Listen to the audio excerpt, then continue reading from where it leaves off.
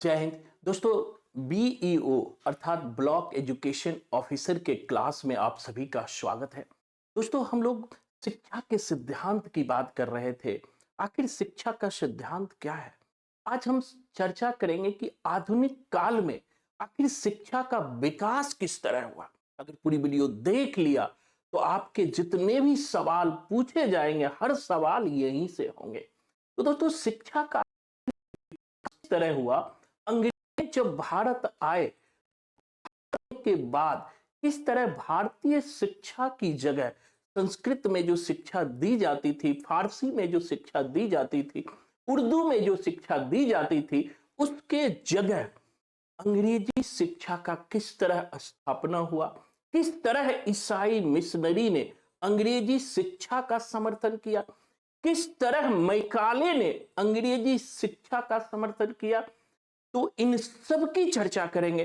पूरी वीडियो को ध्यान से देखिएगा। जैसा स्क्रीन पर आप देख रहे हैं, 17-18वीं सदी, ध्यान रखना, खास करके 1784 ईस्वी में दोस्तों एशियाटिक सोसाइटी ऑफ बंगाल की स्थापना होता है।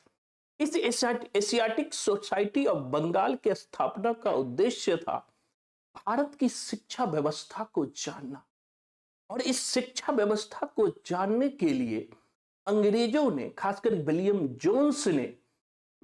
जोन्स ने रामायण का अनुवाद करवाया, महाभारत का अनुवाद करवाया, कुरान का अनुवाद करवाया, भारतीय संस्कृति को जानने के लिए, जिससे अंग्रेज भारत पर अच्छी तरीके से शासन कर सके।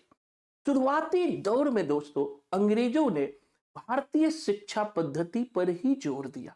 यही कारण था कि जोनाथन डंकन जैसे लोगों ने कलकत्ता में, आगरा में, बनारस में संस्कृत विद्यालय खोलने का काम किया। यद्यपि ईसाई मिशनरी ने इसका विरोध किया, और इसी के समानांतर में उन्होंने जो है श्रीरामपुर वेस्ट बंगाल में मिशनरी स्कूल भी खोला। जैसा स्क्रीन पर आप देख रहे हैं कि सबसे पहले ब्रिटिश सरकार ने पूर्व की शिक्षा के लिए एक निरुत्साह भाव से ही भाग लिया, लेकिन उन्होंने भाग लिया। दूसरी बात यहां पर यह ध्यान रखिएगा, बहुत इंपॉर्टेंट है, यहां से एक क्वेश्चन फिक्स होता है कि सबसे पहले जोनाथन डंकन के प्रयासों से ही संस्कृत बनारस में संस्कृत कॉलेज खोले गए थे। यह क्वेश्चन पूछता है, इस बार भी पूछा है। जितने भी बीईओ का भारत में एग्जाम हुआ है, हर एग्जाम में पूछा था कि जोनाथन डंकन ने किस विद्यालय की स्थापना, कॉलेज की स्थापना की थी। तो जोनाथन डंकन ने संस्कृत कॉलेज खोला था, जिसका उद्देश्य हिंदुओं के धर्म, साहित्य और कानून का अध्ययन और प्रचार करना। शुरुआत में अंग्रेज चाहते थे कि हम भारत पे अगर शासन करेंगे तो हमें भारत के कल्चर को जानना जरूरी है, भारत के संस्कृति को जानना जरूरी है, भारत के रीति रिवाज को जानना जरूरी है, तभी हम भारत पर शासन कर पाएंगे। इसीलिए जो यहां पर जो है बनारस में संस्कृत कॉलेज खोला गया। साथ ही ईसाई मिशनरियों ने इनका विरोध किया, निंदा किया, और जो ईसाई मिशनरी थे वो पश्चिमी शिक्षा के प्रसार पर जोर दिया, और श्रीरामपुर जो कलकत्ता में है पहला मिशनरी विद्यालय उन्होंने खोला।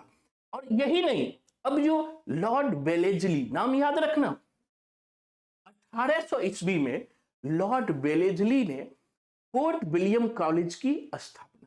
दोस्तों, क्यों की फोर्ट विलियम कॉलेज की स्थापना? ध्यान रखना कि जो अंग्रेज भारत आते थे वो आईसीएस के पद पर नियुक्त होते थे, जो असैन्य अधिकारी बनते थे। इस असैन्य अधिकारी को भारतीय परंपरा नहीं पता थी, भारतीय संस्कृति नहीं पता थी, भारतीय रीति रिवाज नहीं पता था। तो उन भारतीय संस्कृति, भारतीय परंपरा, भारतीय रीति रिवाज को जानने के लिए, जैसे आप समझो कि एक डीएम है, अगर एक डीएम उस जिला के कल्चर को अगर नहीं जानेंगे, अगर आप नॉर्थ के बच्चे हो और नॉर्थ ईस्ट में आप डीएम बन गए, मणिपुर में डीएम बन गए, और मणिपुर के आप कल्चर को नहीं जानते हो, तो वहां के प्रशासन को आप देख नहीं सकते। ये बात अंग्रेज जानते थे। बेलेजली गवर्नर जनरल था, वो बेलेजली भी जानता था। इसीलिए बेलेजली के प्रयासों से जो है फोर्ट विलियम कॉलेज की स्थापना हुई, और इन्होंने अंग्रेजी हिंदुस्तानी कोश और हिंदी व्याकरण तथा कुछ पुस्तकों को प्रकाशित करने पर इन्होंने क्या किया, बल दिया। कुछ पुस्तकों को प्रकाशित करने पर बल दिया। तो इस तरह से शुरुआती दौर में जो है भारतीय शिक्षा, खास करके संस्कृत शिक्षा, फारसी शिक्षा, उर्दू शिक्षा पर अंग्रेजों ने बल दिया। आगे चल के एक जो सब आगे चल के 1813 का चार्टर एक्ट आया और पहली बार जो है अंग्रेज अधिकारी और गवर्नर जनरल जो है शिक्षा पर 1 लाख रुपया खर्च करने की बात की, ध्यान रखिएगा। पहली बार एजुकेशन पे भी आई, यहां से बीईओ ब्लॉक एजुकेशन ऑफिसर में हर बार पूरे देश में जहां भी एग्जाम हुआ है एक क्वेश्चन पूछा है कि अंग्रेजों ने पहली बार एजुकेशन पर 1 लाख रुपया किस अधिनियम के तहत खर्च किया। तो याद रखना 1813 के अधिनियम के तहत इन्होंने 1 लाख रुपया एजुकेशन, और यह भी ध्यान रखना ये हिंदी पे नहीं किया, ये इंग्लिश के अंग्रेजी के प्रचार प्रसार के लिए इन्होंने 1 लाख रुपया खर्च किया है। वो ऑप्शन में दे देगा हिंदी के प्रचार के लिए नहीं, या भारतीय भाषाओं के प्रचार के लिए नहीं, अंग्रेजी के प्रचार प्रसार के लिए 1813 के अधिनियम में 1 लाख रुपया उन्होंने खर्च किया। साथ ही यद्यपि इन्हीं के समय में जो हमने कहा कि मदरसा खोला गया, संस्कृत विद्यालय खोला गया, राजा राम मोहन राय जो 32 भाषाओं के विद्वान थे, पुनर्जागरण के अग्रदूत कहे जाते थे, जिस राजा राम मोहन राय ने सती प्रथा को खत्म करवाया, बाल विवाह, पर्दा प्रथा, दहेज प्रथा का उन्होंने विरोध किया, उन्होंने जो मूर्ति पूजा का विरोध किया, वो आधुनिक युग के प्रणेता माने जाते हैं, पुनर्जागरण के अग्रदूत माने जाते हैं। इस राजा राम मोहन राय ने जो है कलकत्ता मदरसे, बनारस संस्कृत कॉलेज खोलने की प्रयासों का इन्होंने कड़ी आलोचना की, क्योंकि राजा राम मोहन राय कहते थे कि अब हमें जो है उर्दू, फारसी या संस्कृत की जरूरत नहीं है, हमें ज्ञान विज्ञान की जरूरत है, हमें अंग्रेजी की जरूरत है, हमें विज्ञान की जरूरत है, हमें चिकित्सा की जरूरत है, हमें गणित की जरूरत है। इसीलिए यहां से भी बार बार बीईओ में क्वेश्चन पूछा जाता है। तो ध्यान रखना राजा राम मोहन राय ने आलोचना की है। क्या किया है? उन्होंने गणित, प्राकृतिक दर्शन, रसायन शास्त्र, शरीर रचना विज्ञान पढ़ाने की वकालत की। किसने? राजा राम मोहन राय। इसीलिए राजा राम मोहन राय ने गणित विज्ञान रचना के लिए ही 1817 में हिंदू कॉलेज के लिए अनुदान दिया और अंग्रेजी शिक्षा को उन्होंने बढ़ावा दिया। इन्होंने अंग्रेजी शिक्षा, क्योंकि वो जानते थे राजा राम मोहन राय कि भारत का भविष्य जो है अंग्रेजी शिक्षा में ही है। तो इनको ध्यान में रखिएगा। एक तरफ शुरुआत में जो अंग्रेज अधिकारी है वो भारतीय शिक्षा के समर्थक है, और दूसरी तरफ राजा राम मोहन राय भारतीय शिक्षा के विरोध में है, और वो वेस्टर्न शिक्षा, अंग्रेजी शिक्षा, विज्ञान की शिक्षा, गणित की शिक्षा, प्राकृतिक शिक्षा की बात कर रहे थे। और पहली बार देखिए सरकार ने 3 कॉलेज खोले। यहां पर से भी एक सवाल पूछता है VVI कि कौन 3 कॉलेज खोले? पहले कोलकाता, दूसरा बनारस और तीसरा आगरा। तो ये 3 कॉलेज आपको ध्यान में रखना है। अब दोस्तों यहां पर एक बहुत इंपॉर्टेंट बातें हैं, जीवन में नहीं भूलना है। आंग्ल प्राच्य विवाद आया। अब सवाल आता है कि आंग्ल प्राच्य विवाद होता क्या है, पहले समझ लो। आंग्ल प्राच्य मतलब होता है भारतीय शिक्षा और अंग्रेजी शिक्षा का विवाद। कुछ लोग जैसे जॉन प्रिंसेप, इसी के तरह जॉन प्रिंसेप, जोनाथन डंकन या नॉर्थअप फ्राई जैसे लोग जो थे वो भारतीय शिक्षा के समर्थक थे। भारतीय शिक्षा का मतलब संस्कृत, फारसी, उर्दू आदि शिक्षा के समर्थक थे। और इसी के समय में एक लॉर्ड मैकाले आते हैं जो अंग्रेजी शिक्षा के समर्थक थे। इसी अंग्रेजी शिक्षा के समर्थक और भारतीय शिक्षा के समर्थकों के बीच जो विवाद हुआ, जो झगड़ा हुआ, उसी को आंग्ल प्राच्य विवाद कहते हैं। उसी को क्या कहते हैं? आंग्ल प्राच्य विवाद कहते हैं। तो इनको हमें ध्यान में रखना है। लोक शिक्षा की सामान्य समझ। अब देखो आंग्ल प्राच्य विवाद जो हुए इसमें 10 सदस्य थे। इसमें कितने सदस्य थे? 10 थे। इसमें 2 दल थे जिसकी चर्चा हमने किया था, और एक प्राच्य पूर्व के भारतीय शिक्षा के समर्थक दल थे जिसके प्रणेता HT प्रिंसेप थे, और दूसरा अंग्रेजी शिक्षा के समर्थक थे जिसके प्रणेता जो है मैकाले थे। अब इन दोनों के जो बीच विवाद हुआ उसी को आंग्ल प्राच्य विवाद कहते हैं, याद रखना। साथ ही फरवरी 35 में मैकाले ने एक स्मरण पत्र लिखा जिसमें कहा कि यूरोप के एक अच्छे पुस्तकालय की एक अलमारी का एक कक्ष भारत के और अरब के समस्त साहित्य से अधिक मूल्यवान। अब जो मैकाले है वो अंग्रेजी शिक्षा के समर्थक, जो लॉर्ड विलियम बेंटिक के समय में जो governor general Lord William Bentinck था, यही गवर्नर जनरल ने राजा राम मोहन राय के कहने पर सती प्रथा पर रोक लगाया। इसी लॉर्ड विलियम बेंटिक के समय में मैकाले होता है और ये मैकाले एक रिपोर्ट लाता है, इसी को मैकाले रिपोर्ट कहते हैं। इस रिपोर्ट में मैकाले ने कहा कि यूरोप के एक अच्छे पुस्तकालय की एक अलमारी का एक कक्ष भारत और यूरोप के साहित्य से अधिक मूल्य। अब ये भारतीय साहित्य को दबाना शुरू कर दिया और यूरोपीय शिक्षा, अंग्रेजी शिक्षा को बढ़ाना शुरू कर दिया। और मैकाले का एक स्टेटमेंट बहुत इंपॉर्टेंट है, याद रखिएगा, जो बार बार पूछता है। इन्होंने, मैकाले ने कहा था, अंग्रेजी भाषा पुरुषों की हम एक ऐसी श्रेणी उत्पन्न करना चाहते हैं जो रक्त और रंग में भारतीय हो परंतु प्रवृत्ति, विचार, नैतिक मानदंड में अंग्रेज हो। मैकाले कहते थे कि हम भारतीयों की एक ऐसी प्रवृत्ति जन्म देना चाहते हैं, एक ऐसा भारतीय कुल तैयार करना चाहते हैं जो रंग रूप में तो काले हो लेकिन दिमाग से गोरे। मतलब कि ये भारतीय ही आगे चल के कुछ ऐसे भारतीय, हम अंग्रेजी पढ़े लिखे वर्ग तैयार करेंगे, यही भारतीय आगे चल के अपने ही देश के भारतीयों से विरोध करना शुरू कर दे। ये भी आई है, ये स्टेटमेंट जो बार बार बीईओ ब्लॉक एजुकेशन ऑफिसर के एग्जाम में पूरे देश में जहां जहां होता है वहां वहां पूछा जाता है कि रंग रूप में तो काले हो लेकिन दिमाग से गोरे हो। किसने कहा था? मैकाले ने। अब देखो, ये लॉर्ड विलियम बेंटिक ने 1935 में मैकाले के दृष्टिकोण को अपना लिया और अंग्रेजी भाषा की उन्नति पर मैकाले ने जोर दे दिया। तो आंग्ल प्राच्य विवाद में किसकी जीत हुई? तो याद रखना, मैकाले की जीत। किस भाषा की दोस्तों जीत हुई? तो वह अंग्रेजी भाषा की जीत हुई। जो भारत के governor general Lord William Bentinck है, उन्होंने मैकाले की बात को मान लिया और अंग्रेजी शिक्षा का इन्होंने क्या कर दिया? समर्थन कर दिया। और मैकाले ने एक सिद्धांत दिया था दोस्तों, उसे इनफिल्ट्रेशन थ्योरी कहते हैं। हिंदी में इसे छनन सिद्धांत या इसी को विप्रेषण का सिद्धांत भी कहते हैं। छनन सिद्धांत किसे कहते हैं? गांव में आपने देखा होगा छलनी आता है जिसमें आटा में कंकड़ पत्थर मिला होता है, तो वो छननी से क्या करते हैं? छान करके अलग कर लेते। हमारी माँ, हमारी बहन उसे अलग कर लेती। तो मैकाले रिकॉर्ड ये बार बार पूछता है, इनफिल्ट्रेशन थ्योरी किसने दिया या छनन सिद्धांत किसने दिया? तो मैकाले ने दिया। किसने दिया? मैकाले ने कहा कि हम भारतीयों के बीच से ऐसे भारतीयों को छान करके अलग करेंगे जो रंग रूप में तो काले होंगे लेकिन दिमाग से गोरे होंगे।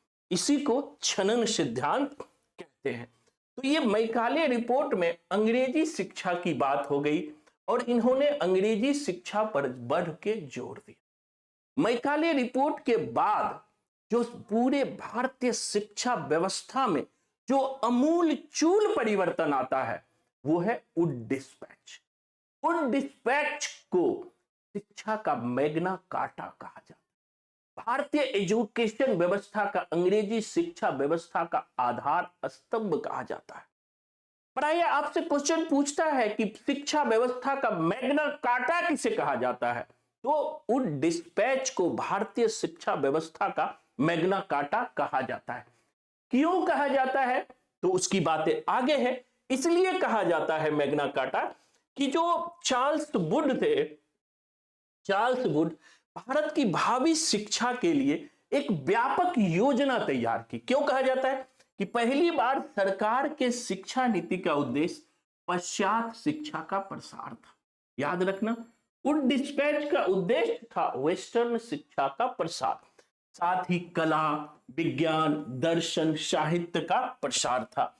और शिक्षा का माध्यम उच्च शिक्षा के लिए अंग्रेजी और देसी शिक्षा के लिए, निम्न स्तर के शिक्षा के लिए देसी शिक्षा की बात की। तो पहली बार इनका डिस्पैच में उद्देश्य था कि अंग्रेजी शिक्षा का प्रचार प्रसार करना और हायर एजुकेशन के लिए माध्यम अंग्रेजी को रखना और निम्न स्तर के एजुकेशन के लिए देसी भाषा को माध्यम के रूप में रखना। साथ ही गांव में देसी स्कूल व जिला स्तर पर एंग्लो वर्नाकुलर स्कूल की बात की गई। बहुत भी आई हुई है। कहता है किस रिपोर्ट में पहली बार एंग्लो वर्नाकुलर स्कूल की बात की गई? याद रखना, वुड डिस्पैच में। अब कहोगे सर एंग्लो वर्नाकुलर स्कूल क्या होता है? आपने अपने जिला में जिला स्कूल का नाम सुना होगा। ये जिला स्कूल का कॉन्सेप्ट किसने दिया? अंग्रेजी। और ये जो जिला स्कूल है यही एंग्लो वर्नाकुलर स्कूल है। एंग्लो वर्नाकुलर का मतलब ऐसा स्कूल जिसमें अंग्रेजी और देसी भाषा, भारतीय भाषा दोनों में शिक्षा दी जाती है, उसे ही एंग्लो स्कूल कहा जाता है। अंग्रेजों ने इस डिस्पैच में कहा कि जो गांव स्तर की शिक्षा होगी वो देसी भाषा में होगी और जिला स्तर की जो शिक्षा होगी वो एंग्लो वर्नाकुलर में होगी। और पहली बार 5 प्रांतों में लोक शिक्षा विभाग का गठन किया गया, इसीलिए इसे शिक्षा का मैग्ना कार्टा कहते हैं। इतना बड़े परिवर्तन हुआ कि पहली बार उस डिस्पैच में 5 शिक्षा विभाग का, एजुकेशन कमीशन का गठन किया गया।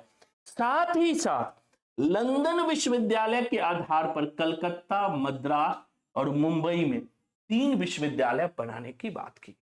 वो डिस्पैच जो 1854 में 55 में आया उसमें जो है 3 विश्वविद्यालय बनाने की बात की। पहला 3 विश्वविद्यालय, ये भी एग्जाम में पूछेगा कि पहला 3 विश्वविद्यालय किस कमीशन के रिपोर्ट पर बनाए गए? कलकत्ता, मुंबई और मद्रास।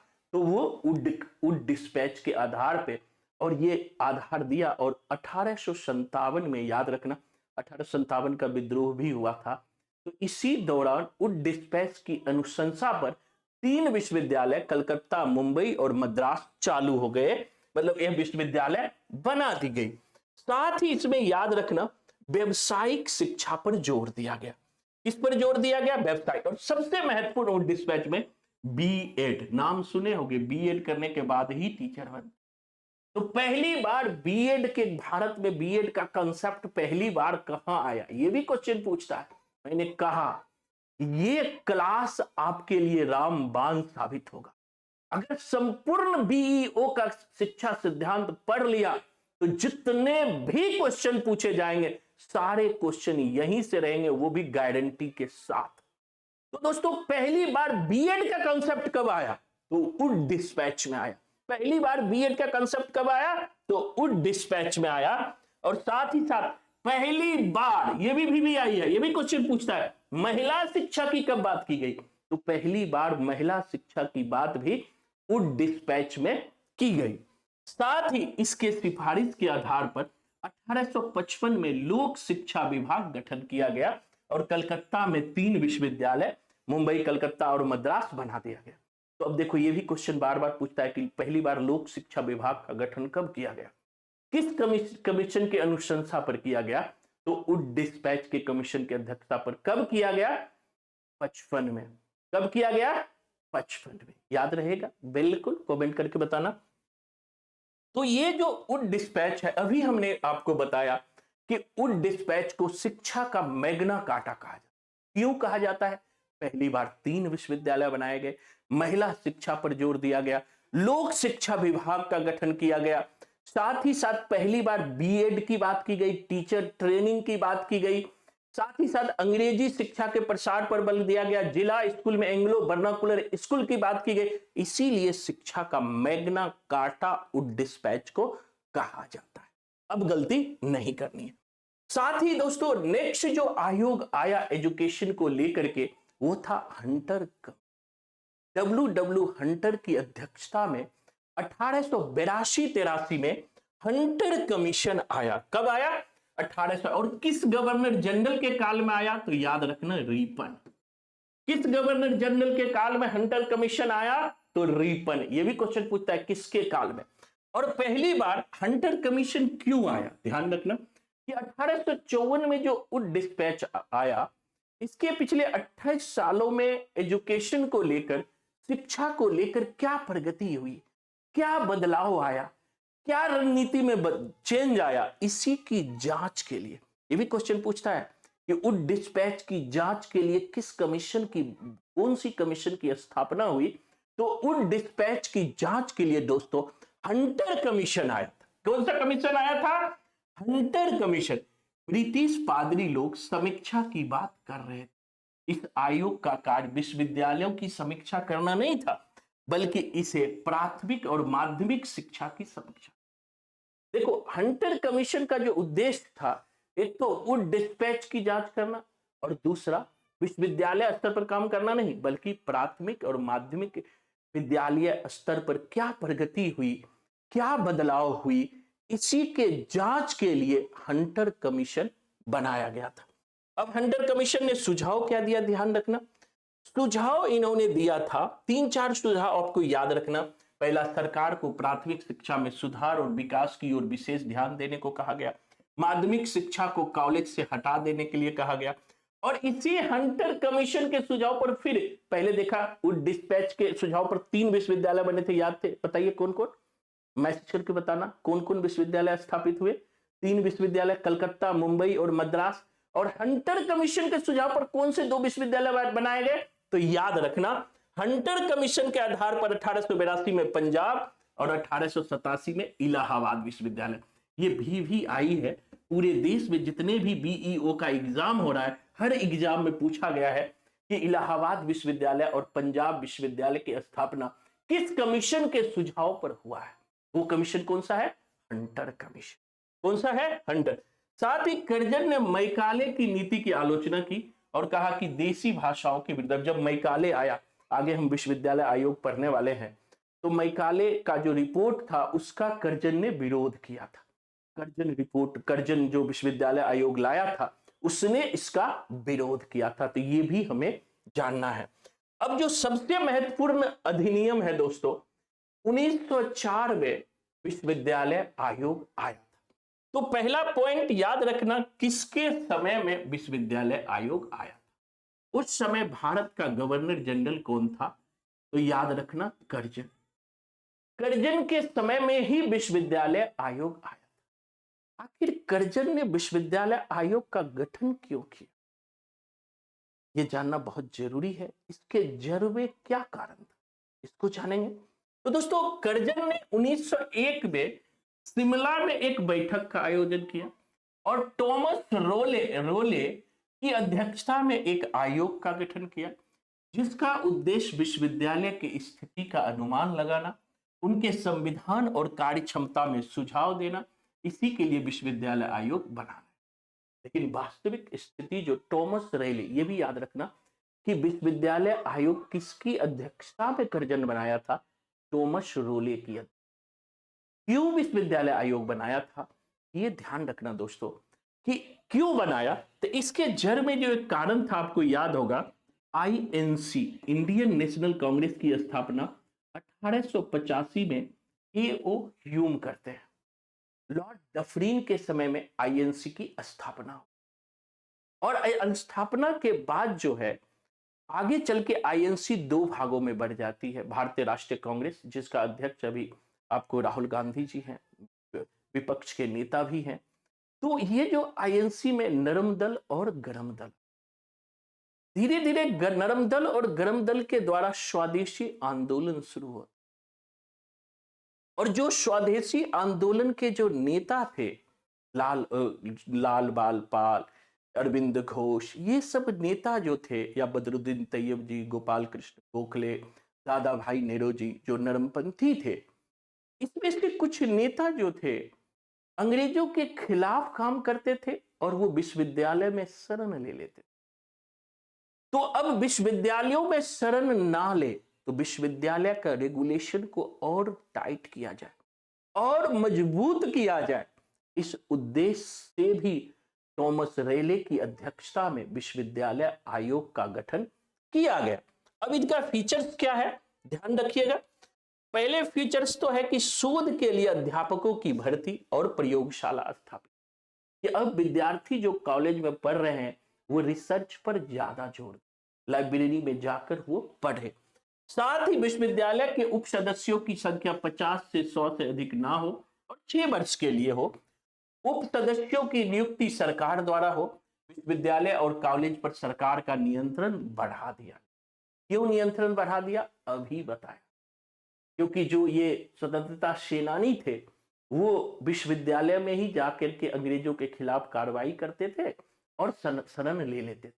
इसीलिए कर्जन ने क्या किया कि विश्वविद्यालयों व कॉलेजों पर सरकार का नियंत्रण बढ़ा दिया। और इस समय आईएनसी की स्थापना हुई थी 1885 में, हमने बताया था, जिसमें आप देख रहे हैं कि नरमपंथी दलों में आपके उमेश चंद्र पाल, व्योमेश चंद्र बनर्जी, बदरुद्दीन तैयब जी, गोपाल कृष्ण गोखले, दादा भाई नेरोजी थे। वही गरमपंथी में लाल बाल पाल, अरविंद घोष आदि थे। आगे चल के दोस्तों विश्वविद्यालय आयोग के बाद एक सबसे महत्वपूर्ण आयोग जो आता है, जो हमें ध्यान रखना है, वो सैडलर आयोग है। 1917 से 1919 के बीच जो है सैडलर आयोग आया है। अब सैडलर आयोग का गठन क्यों हुआ था, रखना, यह कलकत्ता विश्वविद्यालय की जांच और पड़ताल के लिए सैडलर आयोग आया था। कब आया था? 1917 में। किस लिए आया था? कलकत्ता विश्वविद्यालय की जांच के लिए। कलकत्ता, और पहली बार, ये क्वेश्चन बार बार पूछता है, किस कमीशन में पहली बार भारतीयों को भी शामिल किया गया था? तो वो सैडलर आयोग था। वो क्या था? सैडलर आयोग। और पहली बार 2 भारतीय, आशुतोष मुखर्जी और जियाउद्दीन अहमद को इस सैडलर आयोग में शामिल किया। तो ये क्वेश्चन बार बार बीईओ पूरे भारत में जहां जहां एग्जाम हुआ है, क्वेश्चन पूछा कि पहली बार किस शिक्षा आयोग में भारतीयों को शामिल किया गया? तो वो था सैडलर आयोग। और किस 2 भारतीयों को शामिल किया गया? तो पहला आशुतोष मुखर्जी और दूसरा जियाउद्दीन अहमद। दिमाग के खोपड़ी में बंद कर, एक क्वेश्चन इसी जगह फिक्स हो और आपकी नौकरी पक्की हो जाएगी। अब देखो कि फिर जो है, अब इसी दौरान दोस्तों रोलेट एक्ट आया, जिसे काला कानून कहते हैं। रोलेट एक्ट तो इतिहास का पार्ट है, हिस्ट्री में उसे बताया जाएगा कि जो रोलेट एक्ट के माध्यम से काला कानून आया, उसी के खिलाफ आंदोलन में जालियांवाला बाग हत्याकांड हुआ, ये सब पता ही है। साथ ही साथ इसी दौरान जो है कुछ सिफारिशें भी आई सैडलर आयोग की कि स्कूली शिक्षा 12 वर्ष का हो। ये भी ध्यान रखना, पहली बार सैडलर आयोग में कहा कि स्कूल आज भी 12वीं तक स्कूल में होता है ना जी, 12वीं के बाद हम कॉलेज जाते हैं, तो पहली बार 12वीं कक्षा तक स्कूल में हो। किसने बात की थी? बार बार सवाल पूछा जाता, तो वो सैडलर आयोग ने। बीए 3 वर्ष का हो, पहली बार किसने कहा? सैडलर आयोग ने। विश्वविद्यालय में कठोरता ना हो, महिला शिक्षा पर जोर, ढाका व कलकत्ता विश्वविद्यालय में प्रशिक्षण की व्यवस्था हो, व्यवहारिक शिक्षा की बात किसमें की गई? सैडलर। तो ये जो बेसिक क्रीब टिप्स है, इसको ध्यान में रख लेना है। आगे दोस्तों ये भी क्वेश्चन पूछेगा, जैसे हमने कहा था कि हंटर कमीशन, 3 चीजें अभी हमने बताया कि वुड डिस्पैच की रिपोर्ट के आधार पर कलकत्ता, मुंबई और मद्रास विश्वविद्यालय बना। हंटर कमीशन के रिपोर्ट पर पंजाब और इलाहाबाद विश्वविद्यालय बनाया। और सैडलर आयोग के सिफारिश पर कौन कौन विश्वविद्यालय बनाए गए, ये भी क्वेश्चन पूछता है, बार बार पूछता है। तो कौन कौन विश्वविद्यालय बनाए गए 1916 से 22 के दौरान, याद कर लेना। मैसूर विश्वविद्यालय, पटना विश्वविद्यालय, बनारस विश्वविद्यालय, अलीगढ़ ढाका विश्वविद्यालय, लखनऊ, उस्मानिया, ये सारे विश्वविद्यालय जो भी आई है स्थापित किया गया। और इसी 1919 में ड्यूल सिस्टम आया। 1919 का अधिनियम आप जानते हैं, 1919 का अधिनियम आया जिसमें दोहरी शिक्षा पद्धति, जिसमें केंद्र सरकार ने शिक्षा का दायित्व स्थानीय सरकार पर छोड़ दिया, स्थानीय सरकार को दे दिया, जैसे राज्य सरकार को दे दिया। इसे ही शिक्षा का ड्यूल सिस्टम कहते हैं। अब 1919 के मॉन्टेग्यू सेक्सफोर्ड के अधीन, देखिए यही बात यहां पर लिखा गया है, 1919 में मॉन्टेग्यू चेम्सफोर्ड सुधार के अधीन प्रांतों में शिक्षा विभाग लोक निर्वाचित मंत्री के हाथ में दे दिया गया और केंद्र सरकार ने रुचि लेना ये भी क्वेश्चन बीईओ में पूछा कि पहली बार जो है केंद्र इस अधिनियम में इस रिपोर्ट के आधार पर शिक्षा का काम स्थानीय राज्य के मंत्री को दे दिया और केंद्र खुद शिक्षा पर जो है इंटरेस्ट लेना वो चेम्सफोर्ड सुधार। वो कौन था? चेम्सफोर्ड सुधार। 1919 में अंग्रेजों की दोहरी शासन प्रणाली आई, केंद्र और राज्य। एक शिक्षा मंत्री नियुक्त किया गया और शिक्षा को राज्य का विषय बना दिया। ये भी क्वेश्चन भी आई है कि पहली बार एजुकेशन को राज्य का विषय किस कमीशन में बना, तो वो था चेम्सफोर्ड सुधार रिपोर्ट 1919। इस शिक्षा को राज्य का विषय बना दिया, राज्य मंत्री के अधीन शिक्षा को दे दिया गया। साथ ही 5 राज्य को बीमारू स्टेट कहते हैं, यूपी, बिहार, मध्य प्रदेश, राजस्थान, छत्तीसगढ़। आजादी के बाद ये सब स्टेट बीमारू स्टेट कहलाए, क्योंकि यहां शिक्षा व्यवस्था और भी कमजोर होती चली गई। इसी तरह दोस्तों 1929 का हार्टोग कमीशन आया।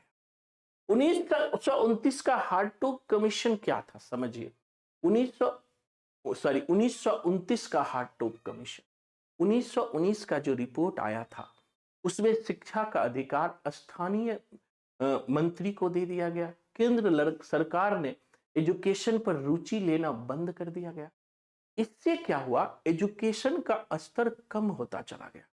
कुछ लोग कुछ राज्यों में एजुकेशन तो ले रहे थे, लेकिन एजुकेशन का स्तर कम होने लगा। अभी मैंने बीमारू स्टेट की बात की।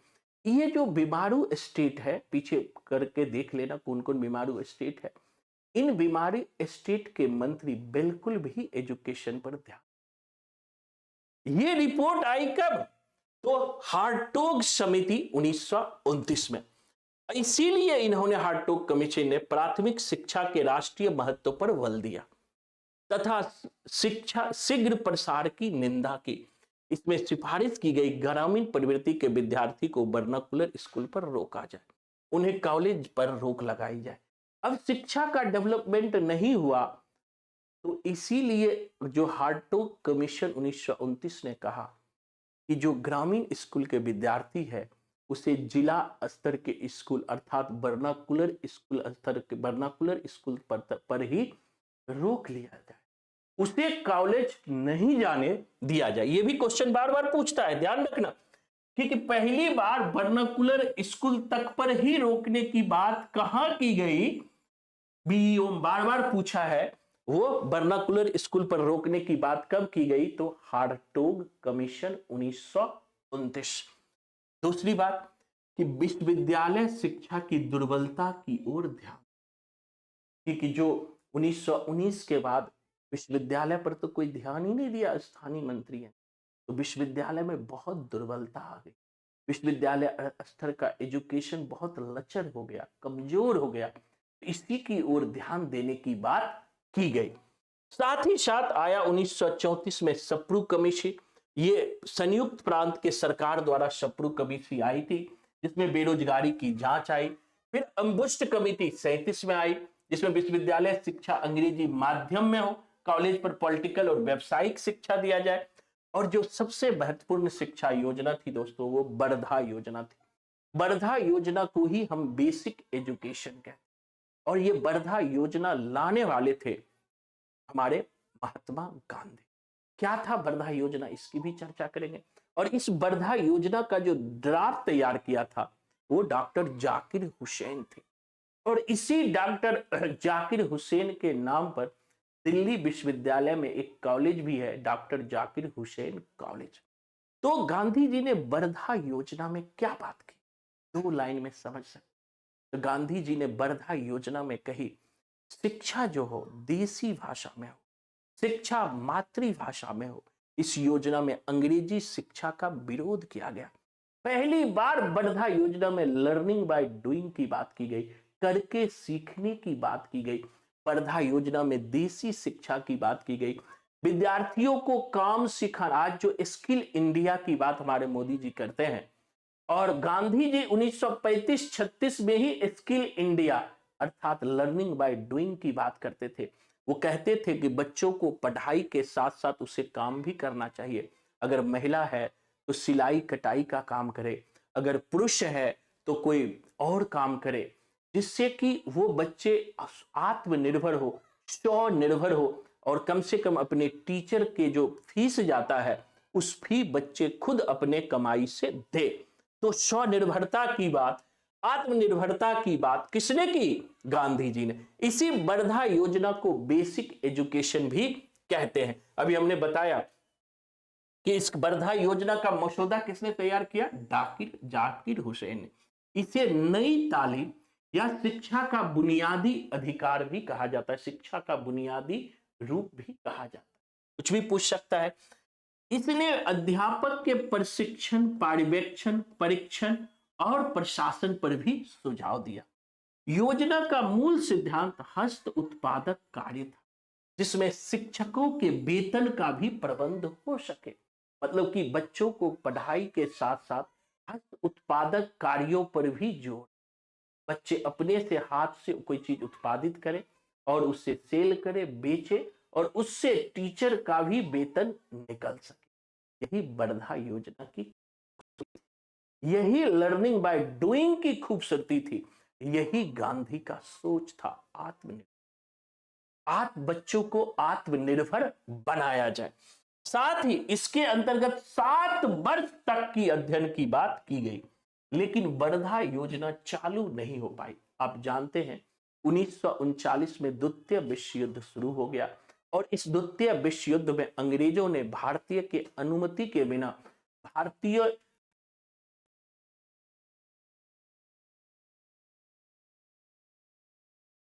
वर्धा योजना खटाई में पड़ गया, आगे नहीं बढ़ पाया। अब गांधी जी ने गांधी योजना पत्र 1937 में हरिजन गांधी की पत्रिका थी, उसमें वर्धा योजना की बात इन्होंने की थी। हस्त उत्पादन कार्य की बात की थी, दर्शन शास्त्र की गतिशील अवधारणा की बात की। यह अवधारणा व्यक्ति के जैविक, सामाजिक, मनोवैज्ञानिक स्तर पर पूर्ति करते हैं। द्वितीय विश्व युद्ध के कारण योजना रुक गई। 1944 में दोस्तों एक बहुत महत्वपूर्ण वर्धा योजना के बाद जो सबसे महत्वपूर्ण योजना आई उसको आप ध्यान रखना, वो था शिक्षा का सार्जेंट योजना। अब ये क्यों महत्वपूर्ण है? शिक्षा का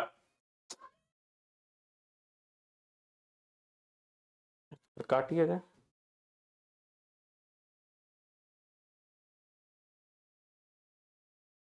क्यों महत्वपूर्ण है शिक्षा का सार्जेंट योजना? इसको समझेंगे कि शिक्षा का सार्जेंट योजना क्यों महत्वपूर्ण है। तो इसको ध्यान में रखिएगा कि शिक्षा का सार्जेंट योजना क्यों महत्वपूर्ण है। सबसे पहले कब आया? 1944। 1944 में केंद्रीय शिक्षा मंडल ने एक राष्ट्रीय योजना तैयार की, इसे ही शिक्षा का सार्जेंट योजना कहते हैं। सर जॉन सार्जेंट जो भारत सरकार में शिक्षा का में एडवाइजर था, उसी ने सार्जेंट योजना 1944। क्लियर? अब देखिए इसका उद्देश्य क्या था। देश में प्राथमिक विद्यालय, उच्च माध्यमिक विद्यालय की स्थापना करना की भी आई है। साथ ही 6 से 11 वर्ष के बच्चों के लिए निःशुल्क और अनिवार्य शिक्षा पहली बार, ये सबसे ज्यादा इंपॉर्टेंट कि पहली बार 6 से 11 साल के बच्चों के लिए निःशुल्क और अनिवार्य शिक्षा की बात किस योजना में की गई? तो वो सार्जेंट योजना थी। कब की सार्जेंट योजना है? तो 1944 की। साथ ही साथ इस योजना में 40 वर्ष में देश में शिक्षा के पुनर्निर्माण के कार्य करने की बात की गई। इस योजना को शिक्षा के भारतीयकरण के दिशा में एक महत्वपूर्ण कदम माना गया। और अब नेक्स्ट जो सबसे महत्वपूर्ण योजना, अंतिम योजना है, इसको ध्यान में रखना, नेशनल शिक्षा आयोग 1948। अब सवाल आता है राधा कृष्णन कौन थे? तो दोस्तों डॉक्टर राधा बहुत बड़े फिलोसफर थे, बाद में भारत के उपराष्ट्रपति और राष्ट्रपति भी बने एस राधा कृष्णन। राधा कृष्णन की अध्यक्षता में 1948 में एक आयोग बनाया गया जिसे राधा कृष्णन आयोग कहते हैं।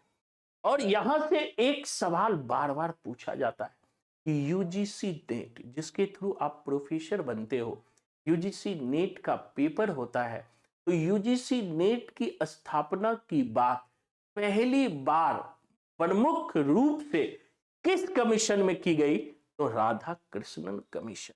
एक क्वेश्चन फिक्स, एक क्वेश्चन फिक्स आपका आज होने वाला है कि यहां से एक क्वेश्चन, ये दूसरे राष्ट्रपति भी बने थे, बनारस विश्वविद्यालय के वाइस चांसलर भी रहे थे। अब देखो 1949 में सिफारिश इन्होंने की, विश्वविद्यालय पूर्व 12 वर्ष का अध्ययन हो, विश्वविद्यालय में परीक्षा के अतिरिक्त 180 दिन की पढ़ाई, ये भी आई है कि पहली बार, आज भी परीक्षा के अतिरिक्त 180 दिन की पढ़ाई होती है कॉलेज स्कूल में। तो किसकी समिति के आधार पर यह बात कही गई थी कि पहली बार 180 दिन की पढ़ाई कॉलेज में? तो वो राधा कृष्णन कमीशन के रिपोर्ट पर यह बातें कही गई थी कि 180 दिन का पढ़ाई अनिवार्य है। साथ ही शिक्षा का इन्होंने 3 उद्देश्य बनाया कि एक तो सामान्य शिक्षा हो, दूसरा संस्कारी शिक्षा, क्योंकि फिलोसफर थे राधा कृष्णन जी, उन्होंने कहा कि बच्चों में मॉरलिटी का डेवलपमेंट हो, नैतिकता का विकास हो। साथ ही व्यवसायिक शिक्षा की बात की, कृषि, वाणिज्य, अभियांत्रिक, तकनीकी पर बल दिया, प्रशासनिक सेवा के लिए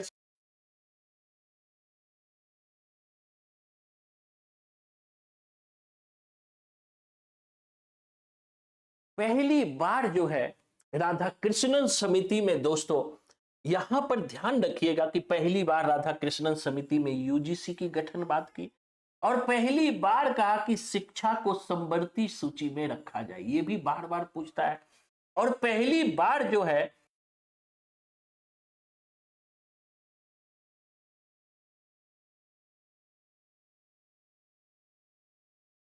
दोस्तों, पहली बार राधा कृष्णन कमीशन में क्या बातें की गई, जहां से बार बार सवाल उठाता है। राधा कृष्णन कमीशन 1948 में आया, तो पहली बार यूजीसी की गठन की बात की गई। 1953 में यूजीसी का गठन हुआ, 55 में जो इसे संवैधानिक अधिकार मिला, समवर्ती सूची में शिक्षा को रखा जाए पहली बार। और पहली बार प्रशासनिक सेवा यानी आईएएस आईपीएस के लिए स्नातक मतलब बीए अनिवार्य नहीं, बाकी ये याद रखना। तो ये जो मतलब आजादी से पहले अंग्रेजों ने जो समिति लाया, जो कमीशन लाया, खास करके आपने देखा कि जो संस्कृत विद्यालय से लेकर के 1947 तक की हमने बात की, कौन कौन से कमीशन आया, उन कमीशन की क्या बातें थी।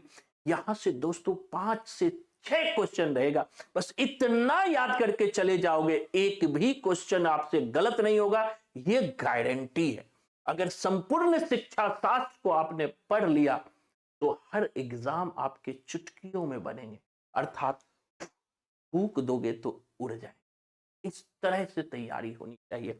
अब कुछ हम क्वेश्चन को लेंगे, जो महत्वपूर्ण क्वेश्चन है, जो बार बार आपके बीईओ के एग्जाम में पूछा गया है, उसी क्वेश्चन को हमने लिया है पूरे भारत में जहां जहां भी एग्जाम हुआ। जैसे देखो पूछा था कि शिक्षा का मैग्ना कार्टा किसे कहा जाता है, हमने पढ़ाया उड डिस्पैच को कहा जाता है। 1854 में जो उड डिस्पैच आया उसे ही शिक्षा का मैग्ना कार्टा कहा जाता है। बार बार सवाल यहां से उठा लेता है। नेक्स्ट क्वेश्चन देखिए, कहता है यूजीसी नेट के गठन की बात किस समिति के अनुशंसा पर हुआ? अभी ही हमने कहा यूजीसी नेट के गठन की बात किस समिति के अनुशंसा पे हुआ, अभी तुरंत हमने पढ़ा राधा कृष्णन समिति। कब आया? 1948। इसी 1948 के राधा कृष्णन समिति की में नेट के गठन की बात की गई।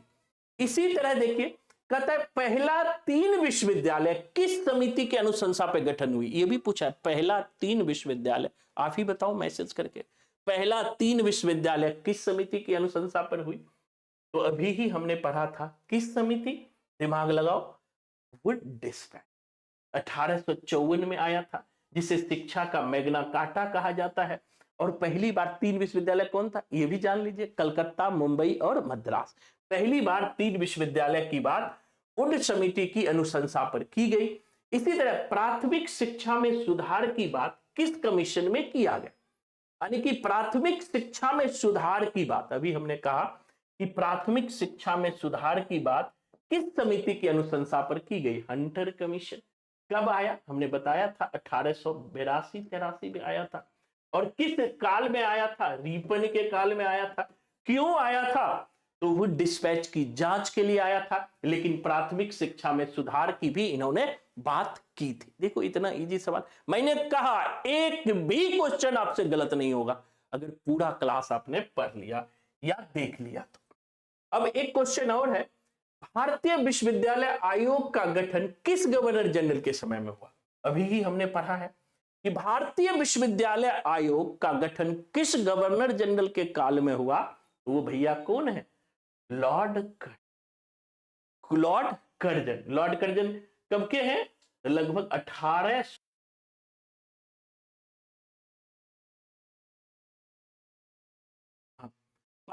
पांचवा क्वेश्चन देखिए, पूछता है भारतीय विश्वविद्यालय आयोग किस गवर्नर जनरल के काल में आया था? हमने आपको बताया किस गवर्नर जनरल के काल में आया था, तो लॉर्ड कर्जन। यही लॉर्ड कर्जन थे जो 1905 में बंगाल का विभाजन कर, जिससे स्वदेशी आंदोलन शुरू हुआ। और यही लॉर्ड कर्जन किसके अध्यक्षता में विश्वविद्यालय लाया था? तो थॉमस रेले। कहां लाया था? तो शिमला में।